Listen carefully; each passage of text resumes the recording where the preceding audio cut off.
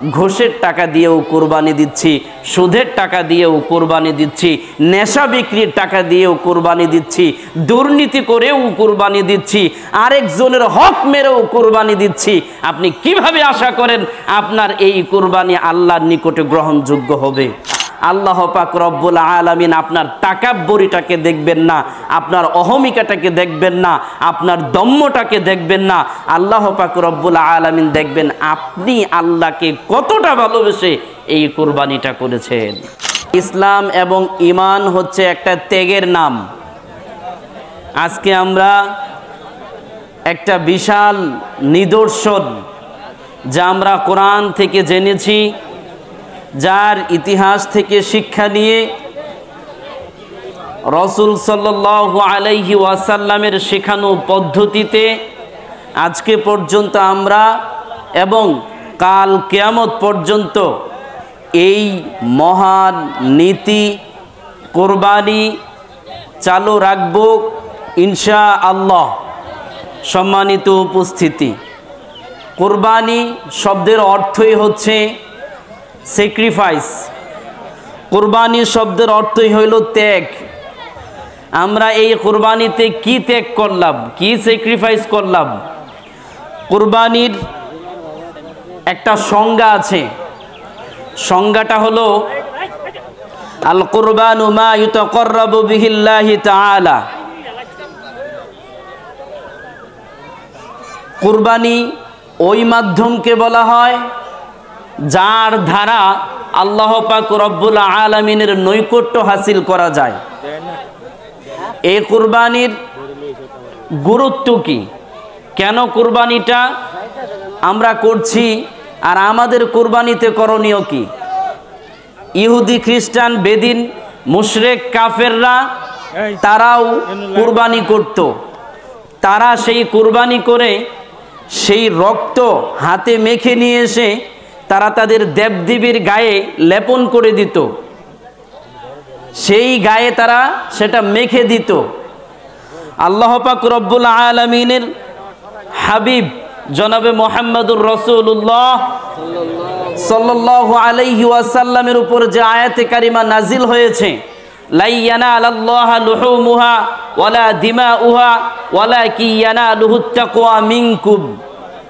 আমরা যেন সেই দেবদেবীদের থেকে শিক্ষা না নেই, সেই ইহুদি খ্রিস্টানদের থেকে, বেদিন মুরতাদদের কাছ থেকে, সেই কুফফারদের কাছ থেকে শিক্ষা না নেই। এই জন্য আল্লাহ এই আয়াতে কারিমা নাজিল করে বুঝিয়ে দিয়েছেন যে তোমার কুরবানির গোশত, তোমার কুরবানির রক্ত, তোমার কুরবানির এই সকল কোনো কিছুই আমার নিকট পৌঁছায় না। আমার নিকট পৌঁছায় হলো ওয়ালাকিন ইয়ানালুহুত তাকওয়া মিনকুম। তোমার মধ্যে যেই তাকওয়া রয়েছে, তোমার মধ্যে যেই আল্লাহ ভীরুতা রয়েছে, তোমার মধ্যে যেই পরহেজগারিতা রয়েছে, তা আমার নিকটে পৌঁছে। বলি সুবহানাল্লাহ। সম্মানিত উপস্থিতি, বিশাল বড় গরুটা কিন্তু আল্লাহর নিকটে পৌঁছে না। ওই বিশাল গোশত হয়েছে, ওইটাও আল্লাহর নিকটে পৌঁছে না। গরু থেকে কতটা রক্ত প্রবাহিত হইল, ওইটাও আল্লাহর নিকটে পৌঁছে না। আল্লাহর নিকটে পৌঁছে হলো আপনার অন্তরের খুলুসিয়াতটা।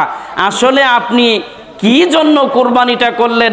আল্লাহর নৈকট্য হাসিল, আল্লাহর সন্তুষ্টি কি আপনার মূল টার্গেট, মূল লক্ষ্য, নাকি আসলে গোশত খাওয়া উদ্দেশ্য? সম্মানিত উপস্থিতি, আমি আপনাদেরকে বলতে চাই, আমাদের উদ্দেশ্য হতে হবে কেবলমাত্র আল্লাহর উপর, আমাদের উদ্দেশ্য হতে হবে কেবলমাত্র আল্লাহর নৈকট্য হাসিল করা, আমাদের উদ্দেশ্য হতে হবে কেবলমাত্র আল্লাহর সন্তুষ্টি অর্জন করা, অন্য কোনো কিছুই না।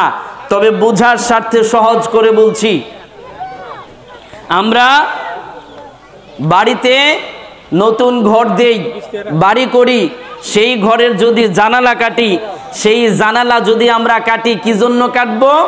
আজান শোনার জন্য কাটবো। বলেন তো বাতাস আসবে কি আসবে না? তাহলে খেয়াল করে দেখেন, আল্লাহর সন্তুষ্টি অর্জনে কুরবানি করব, গোশত কি থাকবে না থাকবে না? গোশত কি আমরা খেতে পারবো কি পারবো না? এই কুরবানির মূল ইতিহাসটা যদি আমরা জানতে চাই, কুরবানির মূল লক্ষ্যের দিকে যদি আমরা খেয়াল করতে চাই, কুরবানি কি শুধু আমরাই করছি? এই কুরবানি শুরু হয়েছে সেই আদম আলাইহিস সালাম থেকে নিয়ে তার দুই পুত্র হাবিল এবং কাবিলের মাধ্যমে।